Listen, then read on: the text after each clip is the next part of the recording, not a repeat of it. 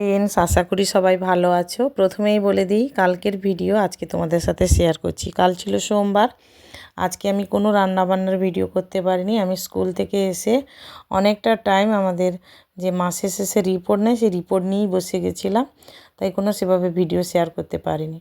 আর কালকে আমি কি রান্না করেছি চলো তোমাদের দেখাই। কালকে ছিল বাজার বার, মানে সোমবার আমাদের মিলনে বাজার বসে, তো অল্প স্বল্প কিছু বাজার নিয়ে এসেছিলো।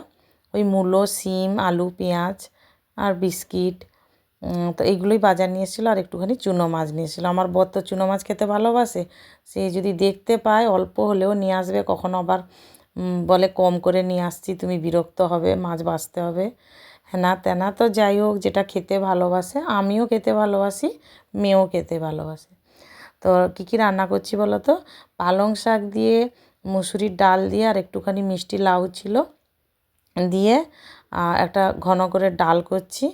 আর করব মাছের ঝাল করার ইচ্ছে আছে। আর দিয়েছি আলু সেদ্ধ, পেঁয়াজ রসুন ভেজে মাখবো। তো ভাতটাও হয়ে গেছে, ভাতটাও গড়িয়ে নিয়েছি। এদিকে দেখো আলুটা বের করে, এই যে মেয়ে বলছে খিদে পেয়েছে, তাই লঙ্কা পেঁয়াজ দিয়ে মাখবো। লঙ্কাটা আগে মাখিয়ে নিয়েছি, তারপরে এই যে পেঁয়াজ রসুন ভেজে আলুর মধ্যে দিয়ে দিলাম। তারপরে ভাবছি অনেকটা বেলা হয়ে গেছে, থাক আর মাছের ঝাল করব না, মাছটা ভেজেই নিচ্ছি। ফাইনালি রান্নাবান্না শেষ।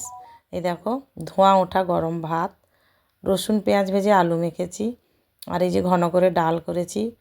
কালকের একটু উচ্ছে ভাজা ছিল, সেটাও বের করে নিয়েছি। আর এই যে আলু মাখা, এটাই হচ্ছে লাঞ্চের মেনু।